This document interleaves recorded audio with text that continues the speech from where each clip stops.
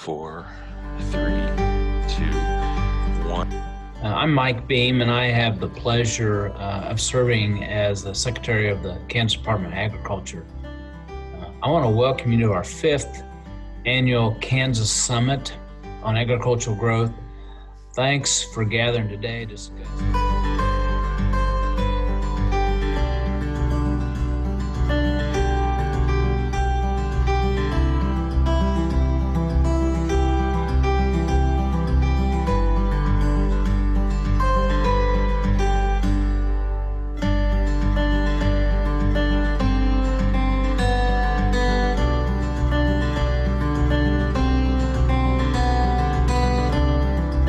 I think most of us know that agriculture is very vital to the state's economy.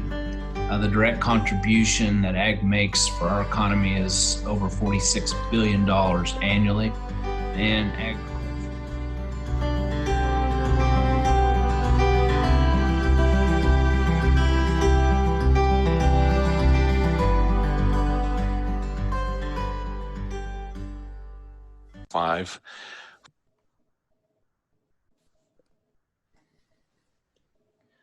Good morning. I'm Mike Beam, and I have the pleasure and the honor to be the Kansas Secretary of Agriculture.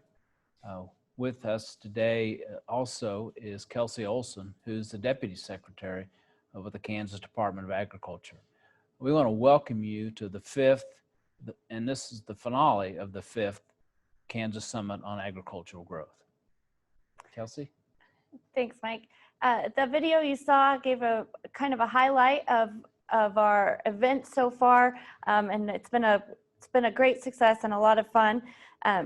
This event, as you may know, has traditionally been held in person in late August in Manhattan, and this year, in interest of public health, we opted to go for convert that one-day event into a virtual summit. Over the past month, we have hosted 21 webinars involving over 1,000 Kansans in this ongoing discussion on how Kansas agriculture community can come together to identify our outcomes for growth in sectors of the industry and then take action to achieve those outcomes. Over this time, we have heard from many outstanding Kansans sharing their stories and experiences. I want to thank all of you who have helped make our sessions a great success by serving as panelists, moderators, and guests. The Ag Growth Strategy Project started because of a realization that for Kansas to grow, agriculture must sustain and grow its presence in the state. And it's also become clear that there needs to be a strategy, and above all, there needs to be good communication, coordination, and collaboration by all of the stakeholders that play a role in this great industry. And I would say that the spirit of this collaboration is not only a cornerstone of this agency, but also of this state's administration, which leads me now to introduce our first presenter. We appreciate very much the support and appreciation for agriculture provided by Governor Laura Kelly, especially in her focus on the needs of rural Kansas through the establishment of the Office of Rural Prosperity. This spring, we all face threats to the state's food supply chain, but the governor and her staff took significant steps to secure the resources and support that were needed to keep Kansas agriculture up and running. We are pleased today to have Governor Kelly with us to share her thoughts and provide a welcome in regards to this summit. But thank you, Governor Kelly, for being with us. It's an honor for me to introduce you and turn it over to you. Well, thank you, Secretary Beam. And before I start, I want to know what's in that cowboy boot on the table in between you and Kelsey. Just a bandana. I didn't know if you had candy sticking out of that thing. Well, unfortunately, we can't be together in person, but I do want to take this opportunity to recognize Kansas's agricultural community and industry with a total economic contribution of over $65 billion to Kansas and nearly 250,000 jobs. Agriculture is and always will be the backbone of our economy. Kansas remains a national leader in agricultural production as well. We are 16th in dairy, 10th in soybeans, 10th in hogs, 7th in corn, 3rd in cattle, 2nd in wheat, and 1st in sorghum. But I don't like coming in second in anything, so we're not going to rest until we top the chart in every category. Now, as you all know, COVID-19 has presented many new challenges for our state. We are reminded on a daily basis of its impact on Kansans. We've had over 36,000 Kansans test positive for coronavirus. We've had, unfortunately, more than 400 of our friends and neighbors dying from COVID-19. And that doesn't even include the loss of so many jobs, canceled graduations, the county fairs being canceled, community events stopped, and so much more. But because of the actions that we took to slow the spread of COVID-19 and the contributions of the ag industry, our economy has been able to weather the damage better than many of our neighboring states, including Texas. I have seen Kansans across the state demonstrate incredible resilience and compassion during this pandemic, and none more so than our agricultural workers. Kansas farmers, ranchers, meat-producing plant workers, and other members of the agricultural community adapted quickly to successfully maintain the food supply chain and continue to feed our state, our nation, and the world. Every link of that chain is critical to keeping food on our plates. Links like the haulers who deliver milk from dairies to processing plants, or the milling companies that grind wheat into flour so we can bake bread at home. My husband actually does that. Links like the workers in meat processing plants who put in long hours to supply us with quality protein products, or the greenhouse growers who make sure we have fresh vegetables year-round. Links like the grocery store workers who restock the shelves in the middle of the night, and the Kansas wheat farmers who wake up each morning to work the ground that was passed down by generations of farmers before them. But we were prepared because no one handles adversity better than those in our agricultural industry. You have faced droughts and flooding. You've adapted to fluctuating commodity markets and trade agreements. No matter what the challenge, you have persevered in a way only Kansans can. I don't take for granted the work done by your industry, the contributions you make to your communities, our state, and the nation, the world. So I want you to know that you have a partner in this administration. And our partnership isn't limited to the agricultural industry. It's a commitment from me to address the issues unique to rural and farming communities. I often talk about rebuilding Kansas's foundation, and by that, I mean addressing key issues like education, healthcare, economic development, and infrastructure. But delivering on those improvements in rural communities means something different than it does in Overland Park or Wichita. When I talk about economic development, that means doing everything I can to support and grow our rural communities and our industries like in agriculture and in manufacturing. When I talk about education, it means protecting per pupil funding dollars that rural school districts depend upon to make sure their kids get a world-class education. When I talk about healthcare, it means expanding Medicaid to support our small town hospitals. Because if they go under, the very viability of those communities can go under. And when I talk about infrastructure, I mean more than roads and bridges. I'm talking about broadband, a tool that powers everything from farming technology to distance learning to telemedicine. While we have a lot of work left to do, since taking office, my administration has reversed the decisions of my predecessor and fully funded our public schools. We've passed a bipartisan, comprehensive 10-year transportation plan that includes millions for broadband expansion and badly needed road improvements across the state. And we're growing Kansas's economic development tools to recruit new businesses to our state. Just last week, I announced 2 major new projects in Salina. We were able to do all of this while creating the largest ending balance in the last 20 years. We're just getting started. Despite the challenges we faced from COVID-19, our state's progress has only furthered my resolve that Kansas is on the right path. I will continue to work across the aisle and do everything in my power to keep Kansas on the right road to economic prosperity. I want to thank you all again for your contributions to Kansas, and thanks for inviting me to join you here today.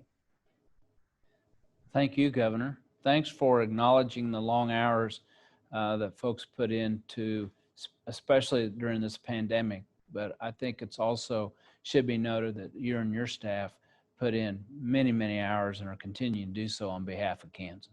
But thank you for giving us those welcome introductory remarks. Have a great summit. Kelsey? Our next speaker comes to us from the U.S. Department of Agriculture. Ken Isley has served as the administrator of the Foreign Agricultural Service since 2018, following a long career at Dow DuPont. He's originally from Iowa, just down the road, and having combined an agriculture degree from Iowa State and a law degree from the University of Iowa College of Law. We are honored to have him with us today to bring remarks from the USDA. Ken? Thank you very much, Deputy Secretary Olson, and thank you for the invitation, Secretary Beam. It's my honor to join your summit, and my congratulations for the success you've had so far and for your creativity in continuing to engage with agriculture, with your stakeholders, talk about issues important to you in the midst of COVID. As was said by the governor, as others, obviously we would love to meet in person, to be able to have that personal interaction and dialogue, but this is the next best thing, and we're learning to adjust in this environment, although I'm looking very much forward to the day when we can resume more normal activities. Well, as been said before me, agriculture is very important to our country. It's very important to Kansas. I won't go through a lot of the numbers that were already covered, but let me give you a number that's near and dear to me, and one that we take a lot of accountability for in the work we do, and that's the export number.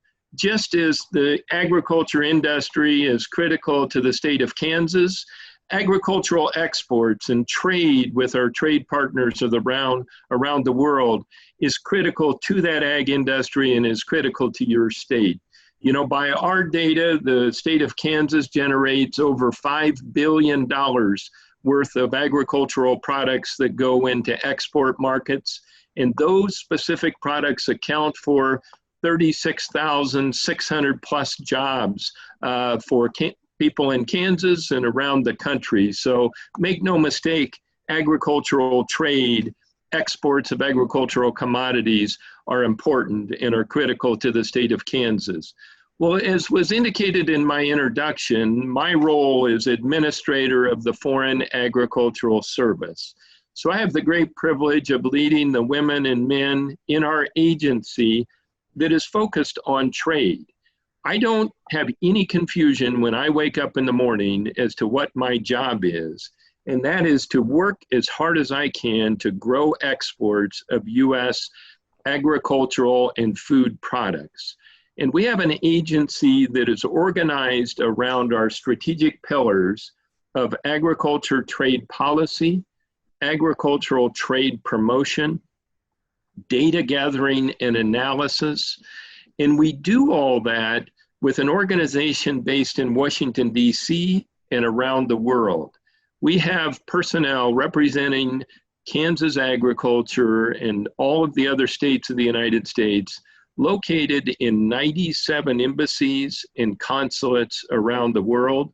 These are our boots on the ground to gather intelligence on supply and demand of agricultural products in every country of the world, and to engage on trade policy issues that may be impacting market access for U.S. products, that are engaged in trade promotion. We implement the Farm Bill programs, the Market Access Program with $200 million, annually that we award to cooperators that are representing the various industries like those mentioned before: wheat, sorghum, beef, others. So we're pleased to partner with them, provide federal funds, but also provide personal interaction to help with those marketing activities, and to not just do so from Washington, D.C., but to meet our cooperator groups, our state departments of agriculture, our export companies in country where they're interested in supplying products. Data analysis is critical to fully functioning markets. So we are the organization that teams with the National Agriculture Statistics Service to put on the WASDE every month to provide USDA's estimates of supply-demand balances. We gather that data from many, many sources, but utilize our personnel around the world to engage with agricultural leaders in all of these foreign countries. Very transparently provide that data, update it. We provide gain reports that give our commentary on issues we see as important in the current environment. The last I saw, we had put out over 430 individual gain reports addressing the impact of COVID-19 on agriculture throughout the world. Well, that staff in those 97 posts is comprised of foreign service officers, U.S. citizens who go abroad to work on your behalf. We currently target 175 of those personnel. And then the backbone of that organization are our local employed staff who stay in the country of their citizenship and support our efforts. Today, we have roughly 350 of those personnel around the world. So I kind of give you a preview of the kind of work we do. We're not a regulatory agency, but we engage on regulatory issues, and we do that often in conjunction with our partners at USDA, like APHIS or like FSIS, or intergovernment like FDA or EPA, or whoever's necessary to engage on issues impacting U.S. agriculture that could be raised as a barrier. These sanitary, phytosanitary import requirements that we're constantly working with to promote sound science, to promote the use of data.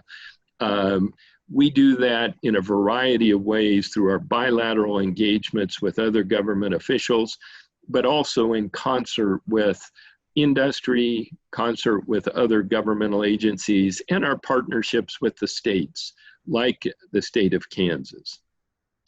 So let me get on to giving you kind of a current update on trade, which is always an interesting topic in the times we're in.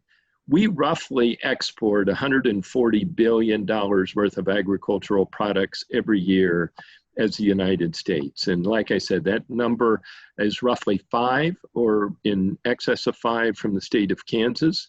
And that's a very diverse mix of products going to a very diverse group of countries. But some are larger and more important than others. And those are the ones that have been the target of this administration to get under renewed trade agreements. So how are we doing? Well, we always stay close to home first. And that is the newly implemented US-Mexico-Canada agreement, which replaced NAFTA. That agreement underpins $80 billion worth of trade between the US and Canada and the US and Mexico for agriculture. We export 21 billion plus of our products to Canada and 19 billion plus to Mexico. So hugely important. That agreement went into effect July 1st after adoption by all of the countries and is fully operational now. Not only does it preserve the benefits of NAFTA, which was very good for US agriculture, it makes key advances on modernizing the SPS provisions in the agreement, the biotech provisions, and also addresses some key issues for us. And one of those impacting Kansas would have been wheat grading up in Canada, for instance. So that agreement is in place. That's not to say there aren't issues between our countries. There probably always will be, but we certainly have a process and a history of how to resolve those issues. So we're constantly in dialogue with our partners in Mexico and Canada on issue-specific topics.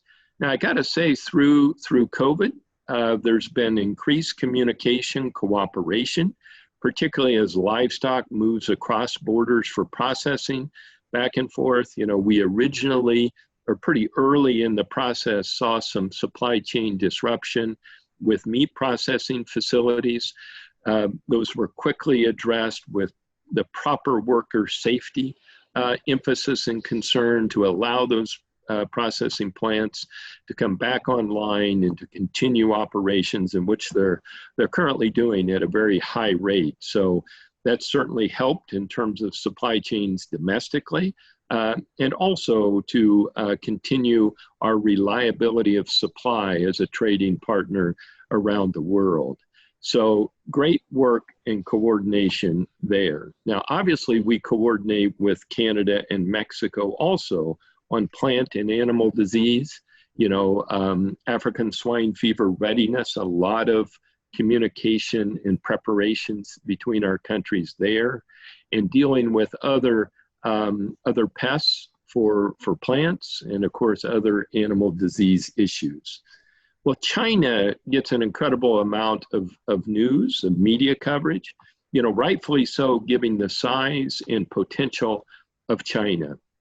Well, important to U.S. agriculture was getting in place the phase 1 agreement with China. Now, there's a lot of people that were very involved in that. I guess that kind of starts with the president, but also Ambassador Lighthizer, who runs USTR, and it's USTR who has the mandate to enter trade agreements for the United States. But there was also a Kansan that was at the table representing U.S. agriculture, and that's Ambassador Dowd. And of course, Greg Dowd works very closely with USDA, with Undersecretary McKinney and others on negotiating trade agreements, implementing trade agreements, and working on market access, tariff issues, non-tariff trade barriers around the world. So hats off to Kansas and Ambassador Dowd for his great work there. Now, what's the fundamentals of that agreement? Well, it locks in $40 to $50 billion worth of trade in agriculture from the United States to Canada, off a base of $24 billion based on 2017, and the growth above that baseline to get to those numbers, staged for the 2 years of the agreement. So the first thing that we were focused on was market access. China had many market access barriers to US products and to other products that prevented our ability to supply those products and compete for sales in China. Those were spelled out in great detail in the phase 1 agreement. Those have, after the agreement was executed, have been continued to be checked off to provide that much needed access. A couple key things for Kansas were beef access. Beef is flowing into China, which hadn't been before, by getting facilities qualified in terms of being safe and meeting China's import requirements. We're still working with them on certain growth promotants and other issues, but we do have beef access into China. We obtained poultry access. We're getting other sales. You've probably seen corn sales are at record levels right now based on new crop and future deliveries, but contracts on the books have been tremendous over the last 4 weeks, 5 weeks, and soybeans are heading in the same trend. So even though it was somewhat of a slow start, after the China agreement was executed, we expected that. COVID hit, which kind of further delayed, but we're starting to see increased purchases towards meeting that phase 1 commitment. Saw in the news today, the early word was there probably wasn't going to be a 6-month check-in with Ambassador Lighthizer and his counterpart. That looks like that may be back in discussions and maybe back scheduled. We'll find out, but continuing to dialogue. Now, the relationship is complex. There's a lot of many different levels to it, most of which outside of the agricultural industry. But we understand the importance of the market. We understand the need to stay engaged and to push U.S. agriculture's interests there to get access to China's market, just like China has access to the U.S. market for particularly non-agricultural goods. Another key accomplishment of this administration was Japan. Japan represented, kind of depending how you do your math, the fourth or fifth largest export market for the U.S. at $13 billion. That was one of the key vulnerabilities when we elected not to go forward in the CPTPP agreement. Well, based on the bilateral agreement with Japan, which went into effect January 1st, 2020, we restored that access on a tariff equal or very similar basis to all of those products that would have been covered under CPTPP. That was one of the last destinations I had traveled to. And believe me, the demand for U.S. meat, U.S. beef in particular, is extraordinarily high. And it all boiled down to one thing, as they were comparing it to alternatives they had, and that was taste. They thought U.S. beef had the best taste and the best consumer appeal of anywhere in the world. So again, I applaud you for that. The key to maintaining exports is maintaining the quality of our products, the reliability of our supply, and the ability to work through the inevitable issues that come up with being able to transport and to import through import regulations, food safety related concerns. So what's on tap?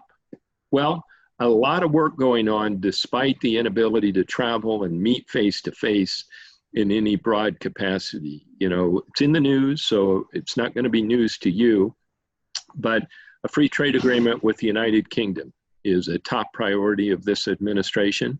You know, it's a good opportunity for U.S. agriculture, not a tremendous opportunity, not as big as what I just covered, but still, we've got some key commodities, some key processed goods that have a great fit in the UK, and working through to get on the same dialogue with respect to food safety, agricultural production, animal welfare issues, several other things are vitally important with our great partners from the United Kingdom. So that work is ongoing. I think they've had 2 full sessions, ready to move to the 3rd session, I would expect in early September. So stay tuned for that. At the same time, contemporaneously, working on a deal with Kenya. Getting a foothold in sub-Saharan Africa is critical, and how that can be replicated across the continent there bodes extraordinarily well for the future opportunities we have for agriculture in the continent of Africa. A lot of work has been done through many prior years and currently on working with the countries in Africa on their SPS requirements, on the systems and the rules and regulations necessary to promote free, fair, and reciprocal trade. So hopefully that will pay dividends. We have a strong trading partner in South Africa. We have some strong trading partners in North Africa, like Morocco and others, but trying to expand that into the full continent is a priority. There's a lot of work going on in other countries, maybe not as visible, but I would just cite Brazil as an example, India as an example, the EU. A lot of dialogue with the EU, although I gotta tell you, it's a struggle. We view things a lot differently in terms of the role of innovation in agriculture, the role of evaluating food safety based on science and data, rather than the precautionary principle and hazard-based versus risk-based assessments. So we're not bashful. about taking on the EU with respect to those issues in the EU and around the world, particularly in international organizations that are so critical to maintaining fair trade, like Codex, like OIE and IPPC, that can be used to establish international standards. So I want to make sure I leave time for Q&A, so I will wrap up, but let me leave you with the one thought, and that is the role of innovation in agriculture to solve some of the key issues that are prevalent today. You know, agriculture at its core is about producing food to feed the world, growing population, $9 to $10 billion. We get that. It's quantity, it's quality, being able to provide that nutritious food. But more than ever, you have to be able to do that with a responsible environmental footprint in a manner that is sustainable. It's my belief, I know it's the belief of others, including Secretary Perdue, that innovation is the answer. We've got to continue to have that public-private partnership to create an environment to enable innovation, to reward that innovation with commercial opportunities. So this administration works very hard on that. There's been a lot that's coming out of USDA and others on the need for innovation and how we're supporting it. And we're doing a lot better job of communicating how U.S. farmers and ranchers use those innovations to the benefit of everyone. So please continue to use your voice as agricultural leaders and promote your industry, promote responsible use of technology, and promote responsible regulation of that technology. But probably most important, because it shapes opinion, it shapes public opinion, and it shapes how political leaders react. It's about communication. It's, are we communicating openly and honestly about agriculture, how we produce products, and the safety of our food? We're all about that, and we're going to continue to push that issue very, very hard and hold people accountable that are not doing that, that are spreading misinformation, disinformation, the whole fear your food movement. So with that, I will stop and welcome any questions. And again, thank you for inviting me to participate. Well, Ken, thank you very much for joining us today. It is a great honor to have you here and to be able to have a little bit of a discussion with you. I always find it fascinating as we talk about what's going on around the world and the consumer preferences and trends. One of, I'm going to go ahead and mention that those listening in can send a Q&A in the webinar down at the bottom of your screen. You can type those in. I'll check those and moderate those. But as those are being typed, maybe at the moment, one of the things that we think about, and is we're pretty proud of the success that came from our previous Ag Growth Summit, is the output of U.S. Cattle Trace, and an organization that we've partnered with on the USDA. And yep. You know, the basis of it is traceability and what that means then to the consumer. Is that something that you see is going to be valued in our trade partners? Is that something they're going to want down the road? No, absolutely. And I would even say not down the road. A lot of that is current. You know, I think traceability, particularly in the livestock industries, but it's also true on grains and other things, is the new norm, is using that technology we have available to be able to communicate to people where their food is coming from. And of course, it allows regulatory agencies, whether that's FDA or within USDA, to quickly isolate any issues that arise with the safety of food that's being delivered. So clearly the new norm, clearly we're moving in that direction. You also see a lot of movement on the requirement for labels to be able to provide that type of information to consumers. So a lot of the grocery stores, I always enjoy when I travel internationally to go into grocery stores. Where's our food and how's it displayed? And you see flags on the label. So people are making choices on not just the food they're eating, but where it's coming from. So more and more critical. Yeah, absolutely. I actually had the chance to meet you in Germany last fall at the soybean meetings, and the discussions there were around sustainability, and they wanted to know where their products were coming from and how are we getting soybeans to the MENA region. What do you in the States? We've seen changes in our consumer demand, shifts in our eating preferences. Has the USDA tracked or noted any changes in other countries' consumption patterns, and will that impact trade? Oh, absolutely. Yeah. And, that's one of the key benefits to growing economies and increased middle classes in some of these countries. And it's been particularly prevalent in Southeast Asia. I'd point to countries like Indonesia, Malaysia, Thailand, and all, Vietnam, as their economies grow and they have a growing middle class, the need for protein and the need for meat products and other things expands pretty dramatically. Now, there's been a lot of short-term impacts on consumer preferences and consumer consumption based on COVID. And it makes sense. People are now getting their food from grocery stores, or whether they go to the store or have it delivered, as opposed to eating out. So unfortunately for the restaurant industry and some of the hotel business and airlines and all that, it's changed what people eat.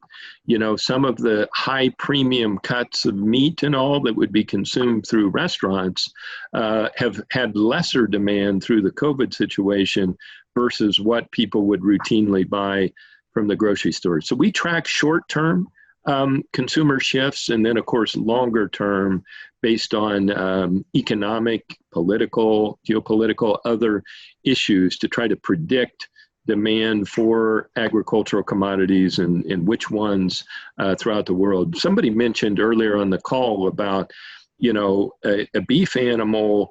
The U.S. may only consume a portion of the different cuts, and we can utilize everything of the animal, including hides, including offals and other products, by exporting those to other destinations around the country where there is demand.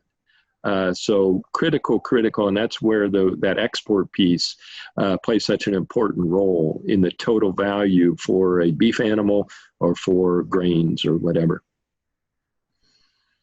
Absolutely. Well, I'm not seeing too many questions coming in, and I know that you have that you had a firm stop, so I appreciate the little bit of extra time that we've got. It was a pleasure to have you with us today, and I understand you'll be dropping off, but you're always welcome to come and visit us anytime you're in Kansas. And we agree 100% about partnerships and open communication. So if we can ever be of help back here, don't hesitate to reach out. Well, thank you very much, and great to see you all. And again, look forward to continuing to work together. We love working with the state departments of ag and state of Kansas in particular. So look forward to continuing to do that and providing whatever support we can for the benefit of your farmers, ranchers in the state of Kansas and others involved in the industry. So have a great rest of your conference, and thanks again for inviting me. Thank you so much, Administrator Isley. Well, as we mentioned earlier, we've been hosting webinars for nearly a month on the 17 separate breakout sessions for the various ag sectors. So we thought it'd be appropriate to take a few minutes now and highlight some of those that have surfaced during these discussions. Of course, these are just the highlights. There's some meaningful aspects that we may accidentally leave out. But Kelsey, you want to start with ag equipment? Yes, thank you very much. So ag equipment, we're just going to run through these alphabetical. So one of the priorities that we continue to hear is just that we need to increase our exports opportunities and the international presence. So as we continue to partner with our ag manufacturers in the state and highlighting some of their strengths and where they're interested in entering into markets, that's something that we can continue to partner on and keep moving forward and supporting that sector of agriculture.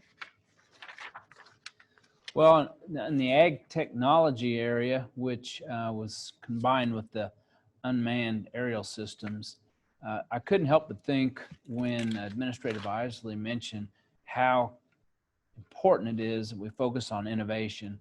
I think that really applies to this sector. But we need to make sure that the next big idea has an opportunity to be created. And part of that, I think a big part that was identified in this sector was youth engagement. We've got to foster that through the formal education process, maybe summer camps or virtual events. And I really think mentoring by local business leaders will be, which is being done currently, but trying to support and enhance that will be important.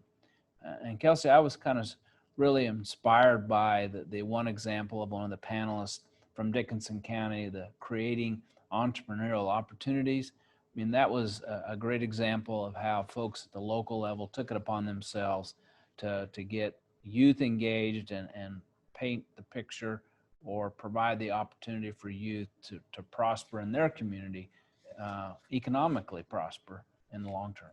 Yeah, and I think also just about when Department of Commerce shared the framework for growth and how we want to capture those great thinkers and keeping them in Kansas. So, you know, the state's behind us in a broad sense, and we want to continue to partner and create that open collaborative environment. Moving on to animal health, it was our second to last session, and we had a great discussion that day with Dr. Rush and some veterinarians throughout Kansas. One of their highlights we heard from was a couple individuals who were not Kansans but came to Kansas and were able to start working in a practice and developed a relationship with the owner, and then were able to transition that practice. So as we look to sustaining our veterinary medicine throughout the state, I think there's some opportunities for us to find ways to provide some succession training and planning and coaching those as they think about as they're exiting or wanting to exit the workforce, and how do we attract and retain future Kansas veterinarians to take over and to help support really all of our animal agriculture within Kansas. Well, you mentioned animal agriculture. We had a great presentation or presentations in our beef sector breakout. I was excited to hear from CattleFacts, who's a world-renowned economist think tank. And I think that it was very noted when they mentioned that in the last 10 or so years, Kansas feeding industry has increased its capacity by 250,000 head. That came at the same time with some loss in harvesting facilities, not just in Kansas, but in the region. So it's pretty clear the recommendation that came from those presenters was that we need to increase our packing capacity in the state. That will allow producers to get a little greater share of the consumer dollar if that was in place. And to support that, we need to conserve and sustain our Ogallala or High Plains aquifer, because that is very key in what has helped the growth, but it's going to be even more critical in the future. And then I think a win from previous objectives identified is we're seeing more growth and acceptance of traceability. And of course, it's exciting that U.S. Cattle Trace now is started in Kansas, but it has 6 or more states that have adopted it and trying to get that moving forward. Yep, and it's fun to partner with the USDA on that. The corn is up next, and we had a great turnout for corn. There was a lot of discussions, and corn's not had an easy year. Prices are low. We've seen corn in other states that is struggling due to weather, but the ethanol industry is something that we continue to support, and we still need to continue to focus on the education that ethanol is an environmentally friendly fuel, and that ensuring that we've got some increased acceptance there. I do think that our ethanol industry has been hit pretty hard with COVID, and Bill Proct shared in that sector how the ethanol plant that he works with was able to remain open and found a way to create hand sanitizer during this time, and that's been able to keep their doors open throughout the pandemic, and that's certainly a success in many ways. I would just say, Kelsey, that I was kind of inspired by one of the presenters, Josh Rowe, who talked about the status of getting regulation change to allow year-round sale of E15. And I can't recall the numbers, but if that occurs, you know, in the greater Kansas City area, it really gives a big boost to corn and other products. On cotton, you know, it is a new sector from my background and perspective, but it's impressive that the acres continue to increase that's planted. And this is a group of growers and related industry supporters who are looking ahead. You know, how do we keep this going? And they've identified, I think with the help and feedback from the cotton industry as a whole, is we've really got to be careful and be on guard with boll weevil. And so they're making it a priority that we start a monitoring program early, so that if it happens to show up in the state of Kansas, we can get on top of it. That's great. In our dairy sector, we've seen dairy increase over the last several years in the state of Kansas, and I think that, you know, we continue to be a very inviting state for the dairy industry. We've got a lot of continued potential for dairy growth, and we continue to hear that it will be critical in order to support that growth, a new milk processing facility. That will be very influential and be able to spur our economic ag division throughout Kansas. That's probably one of the highlights that I think about, and I think that what a great place it is in Kansas, that where we've got our water and we can really support our expansion in that market. I'm all over my words today. Well, there's just so much fun stuff to talk about, Kelsey. Absolutely. The equine sector, maybe one of the benefits of doing our summits in a series of workshops and webinars is it appears we had more participation in the equine sector than we've had in the past. So that's exciting. I find it interesting that their polling and feedback is that we have a chance to maybe grow the participation in equine by supporting, you know, or renovating or really making Kansas a real first-class destination for horse events, equine events. And then secondly, I think they've identified that we need to continue to collect data to help us guide in our decisions for the future.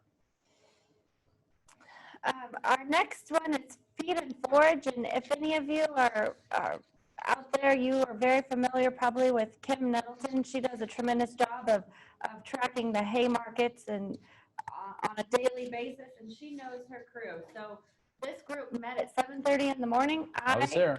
You were there. I was not. I was tackling my children, trying to get them dressed out the door. But they met, and a couple of the highlights from that group is that the growers have seen success with increasing production with less water. And although managing this critical resource, it continues to be a challenge. Alfalfa continues to hold more value nationally than other crops. But pricing of forages is critical in the world where other commodities are often so cheap. Yeah, this year the food processing and pet food sectors combined to have their discussions. I think the highlights, as you'll see, is that if we had financial support in the economic development world that was really focused on how to build, expand these facilities, especially right now looking at meat processing facilities, that could be a real boost.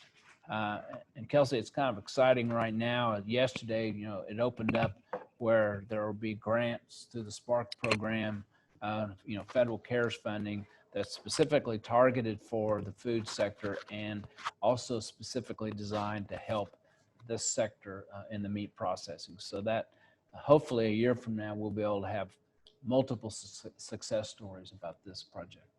Absolutely. Looking forward to that. I'm getting the thumbs up that my mic is much better now. So apologize for those of you that missed my word flubbering a moment ago. No loss on your end, I'm sure. And in the next sector, pork sector, I mean, if we think about the pork industry, there's been some highs and certainly some lows this year. We had the pleasure to have Bill Even, the National Pork Board, join us, and he walked us through kind of the current industry outlook. The pork processing facilities have had some major challenges as we look across the country. And so as going into this fall, how do we continue to combat that challenge in terms of COVID, ensuring that we're able to move those market-ready animals through those facilities? We continue to focus on our talent development and education training for students. We do a tremendous job at K-State with our pork education in the swine industry. And I think there's some opportunities there that we don't need to export all of those talented individuals out to other states. So continue to work with the pork industry. Yes, and Kelsey, I listened in on this sector breakout, and I think it's important to note that Bill Even with the National Pork Board made several shout outs to the Kansas State University faculty as perhaps having the top-notch, young, capable, competent, and very enthusiastic faculty in the swine, especially in the swine nutrition area, and that has to pay dividends to this sector. On the poultry side, it seems like there continues to be some agreement and consensus that maybe a barrier that needs to be addressed, continue to be addressed, is the community acceptance. And that is best probably done by just simple outreach and education and awareness about the poultry industry. There are some positive stories that we need to continue to tell. And of course, workforce, which we'll hear in multiple sectors, enhancing that workforce is important to growing this industry. Earlier this morning, we heard that sorghum had the highest production in our state, and that certainly speaks to what we are seeing when we study the sorghum industry and the sorghum market. Kansas continues to have increased acreage in sorghum being planted, and that international market is very strong. Most of our sorghum is exported over into the Asian markets. We'll continue to support that, and there'll lots of great opportunities to grow and support that market as it develops further.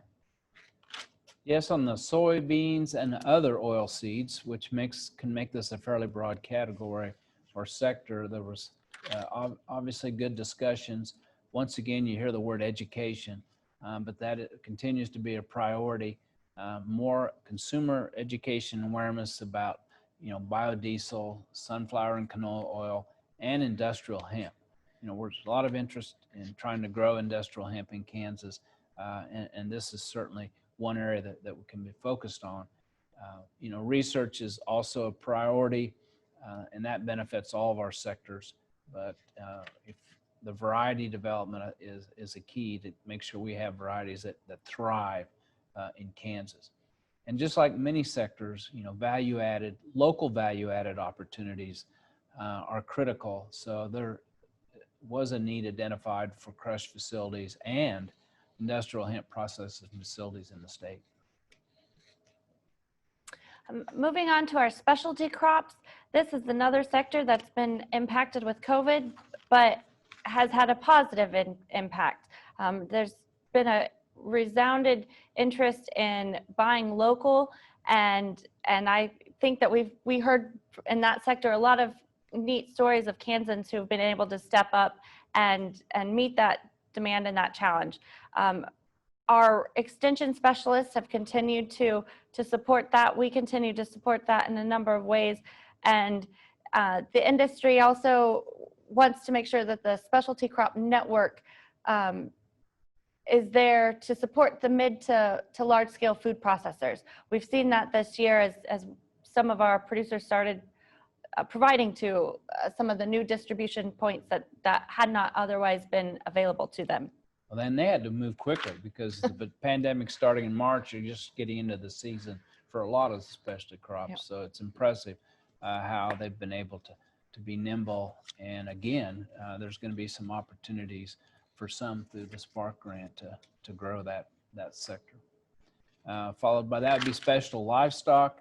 There was a lot of discussion on this breakout about veterinary care. It's not probably as in-depth and as many opportunities as there is traditional livestock. So that the participants talk considerably about how can you find and foster relationships with veterinarians that can provide that needed support for our specialty livestock. And then hopefully soon we'll have some results to share with more data about the scope of sheep and goat in Kansas, and that should be available soon. Lastly, we have wheat, and wheat is a fun one. I grew up on a wheat farm, so I have a soft spot for hard red winter wheat in my heart. But as we think about trade, wheat's very important when we talk about trading internationally, and to be able to continue to support those free trade agreements and expand that market access for our Kansas wheat farmers is going to be essential. We continue to excel in that and to have wheat as proud heritage for many Kansans, and that will be one that is important to keep a focus on.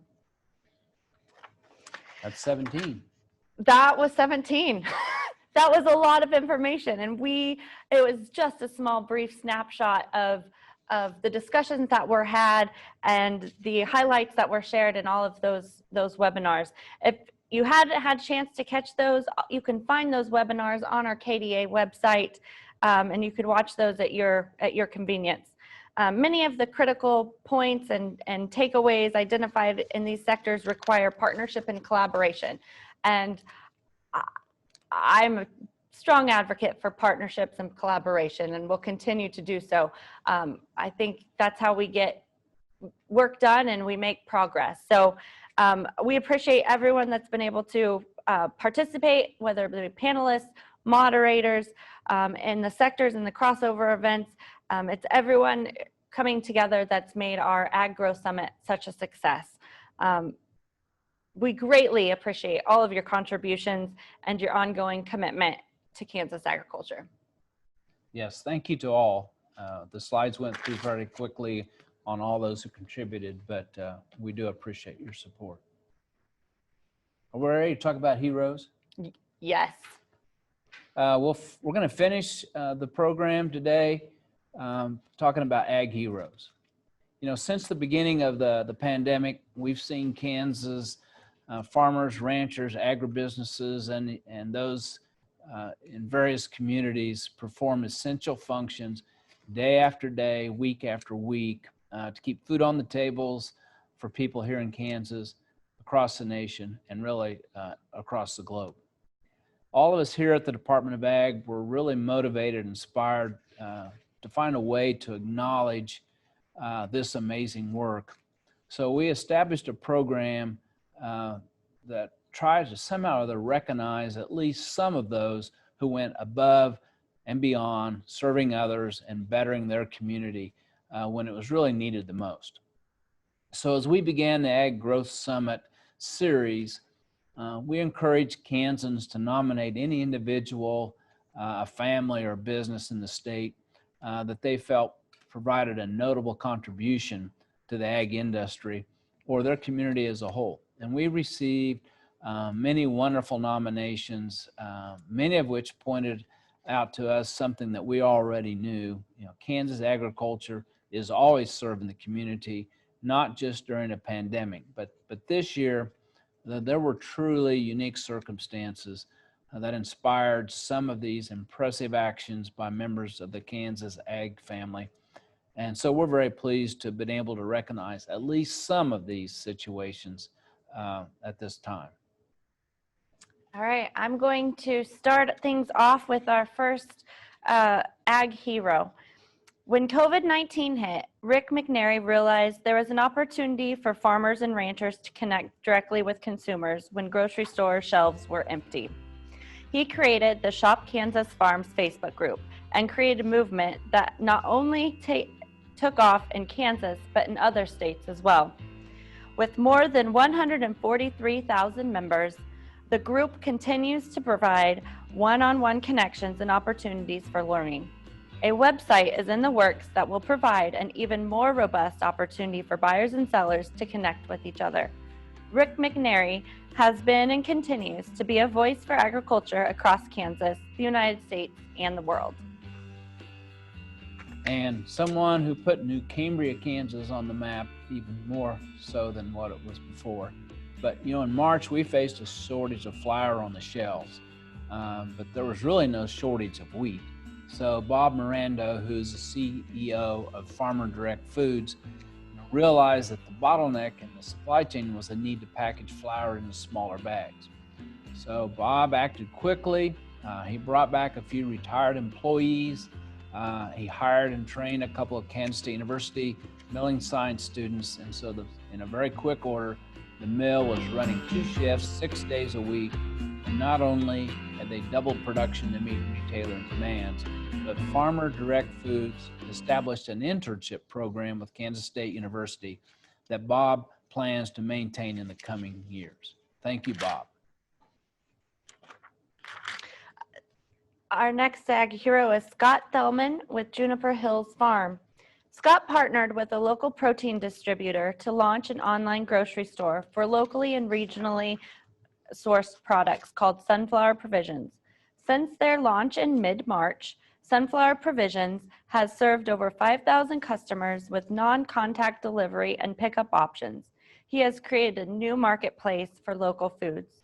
Juniper Hill Farms also rose to the challenge of sourcing and distributing food to grocers during the pandemic, picking up national and organic national accounts to help distribute to grocery stores in need of additional distributors. The farm also saw a need to serve its community during this uncertain time and received contracts through the USDA CFAP Farmers to Families Food Box program to pack and distribute food boxes for food insecure individuals and families in the region. By the end of its Option 1 contract, Juniper Hill will have distributed 20,000 boxes containing nearly 400,000 pounds of food. They have worked to source as much local produce as they can for this program and have become a marketplace for many local growers who lost their markets in the pandemic. All right, let's next look at the Buhler, Kansas area, Gaddert Farms. They've been a strong supporter for many years of the Kansas Food Bank. And in their 12-year history with the food bank, they have donated over 454,000 pounds of fresh produce, and they are still going strong today. This year, with the increased need due to the pandemic, Gaddert Farms produce donations have been especially important. The Kansas Food Bank has experienced a 30% higher demand in service since March, since the pandemic. Many people are seeking assistance for the first time ever. The Kansas Food Bank says they could not do what they do every day without the agricultural community and including Gaddert Farms. They have stepped up tremendously this year to help provide missing meals for our neighbors in need. Thank you, Gaddert Farms. Our next ag hero has been a little bit more behind the scenes, but doesn't take away at all from what's been done. When the calls started coming in from the meat processing facilities in Southwest Kansas, Ashley Goss immediately understood the threat to the food supply in Kansas and beyond. Ashley serves as the Deputy Secretary of Public Health at Kansas Department of Health and Environment.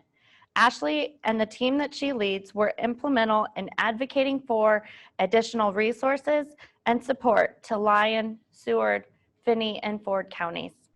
With her focused efforts, meat processing facilities had expanded access to local testing services and safety guidelines that enabled meat processing employees to continue working in a safe manner.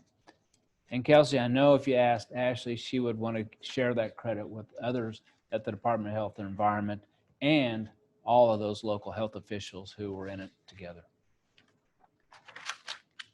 Matt Case, manager of Farmers Co-op, he saw that the local food pantries in Cherokee County were struggling with empty shelves, and he came up with a plan. The 2-week county food fight brought in nearly 5 times the expected amount, as over 5 tons of non-perishable foods were donated. The Farmers Co-op challenged community organizations in the 5 areas in Cherokee County to see which community could produce the biggest food collection in their area, and the co-op matched every pound of food up to 2,000 pounds. The Columbus community won the competition by donating 3,480 pounds, and Baxter Springs was second with 2,760 pounds.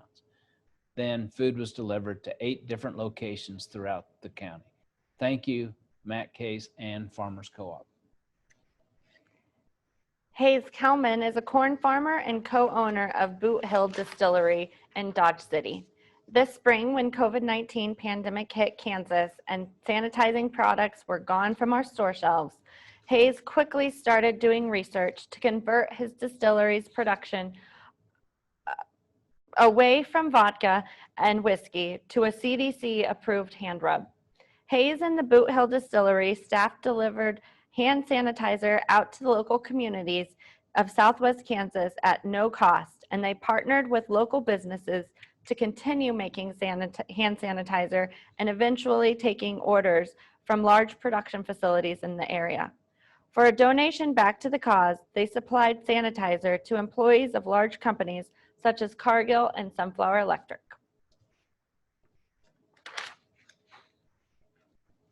Carrie Harris, she is a district manager for the Franklin County Conservation District and has been sewing masks for anyone who asked during this pandemic. She has sewn more than 400, letting people choose the fabric, style, and size, and then she donates these masks to anyone who is in need. Carrie's well known in her county as well as throughout Kansas for her steadfast promotion of agriculture, conservation, and environmental education, because she is the president-elect of the Kansas Association for Conservation and Environmental Education. Thank you and congratulations, Carrie. K-State Hal Ross Flour Mill in Kansas Wheat is our next ag hero.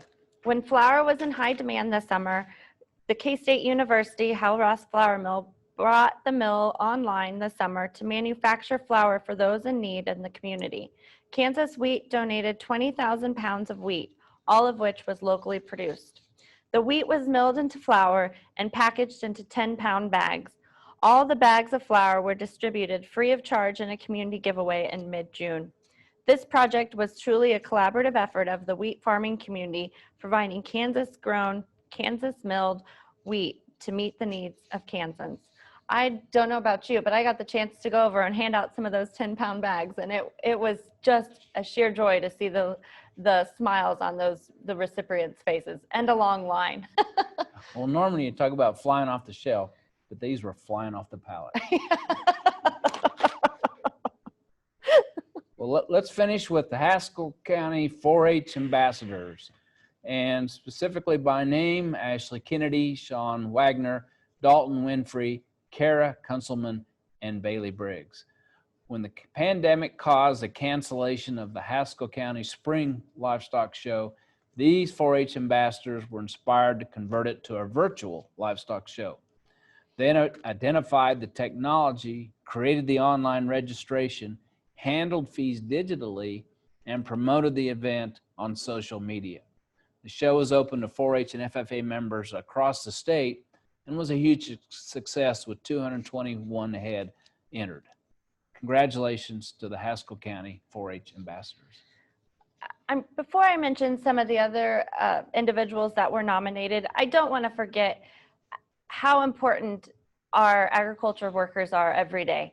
Every day you go out to take care of their animals, to manage the fields, and those often are thankless jobs. And so even though we can't thank everyone, we certainly appreciate the hard work you do, the continued efforts, the calls in the middle of the night, the early mornings, the late evenings. Everyone's hard work goes to support our overall agriculture in our state. So thank you, everyone, our ag heroes. A few of the other individuals that were nominated and we wanted to recognize, you can see there on our screen.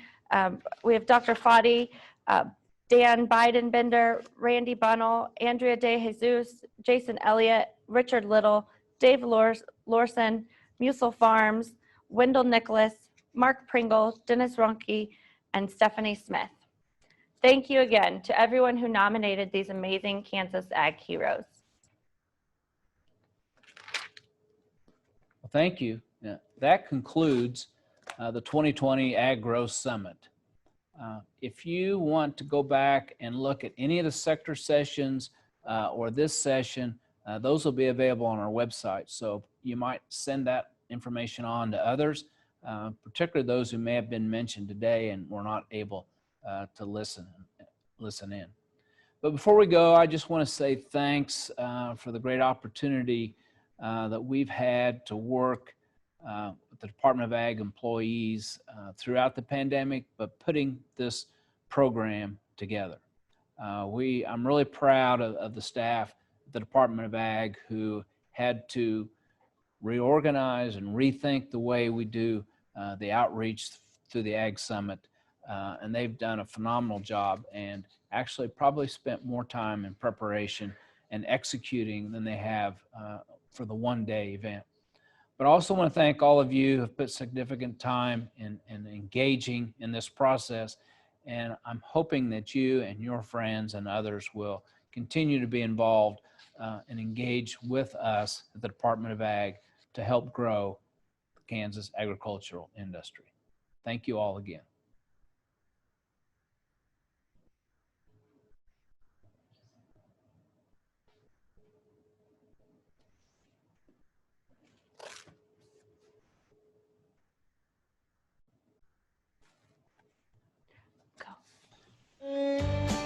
Hello, everyone. Wait, Mike. Not yet, not quite yet. Hi, Carrie, you're on mute.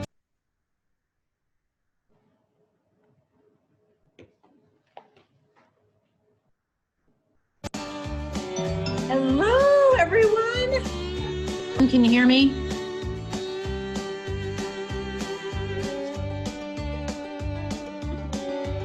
Kim, can you hear me now? Yeah, I can hear you now. Did we lose him? Oh, there we go. Now we got to get your voice. Okay. Perfect. Hey, Adam. Hello, Carrie. How are you? Hey, gang. Sorry, I just now got on. About forgot about it. And his screen's frozen. See you. We just can't hear you yet. How about now? Yay! Yeah, there we go. Who wants to cue Mike in? I nominate somebody else. You nominate someone else? There's Chad. Hello, Chad.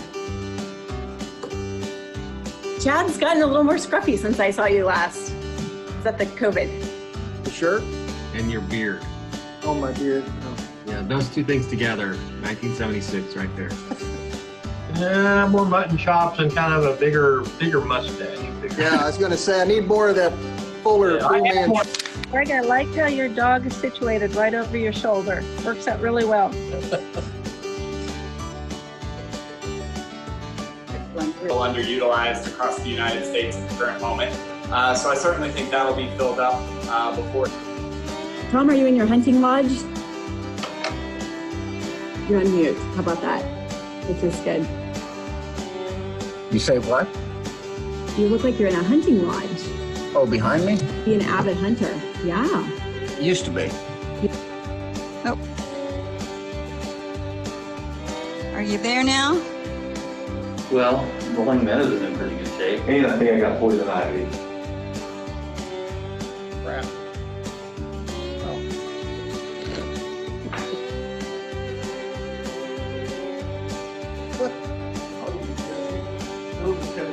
We're still recording. Are we still broadcasting? I need to stop. Bye, guys. Sorry. I can hear you, Russ. Have a good evening, guys.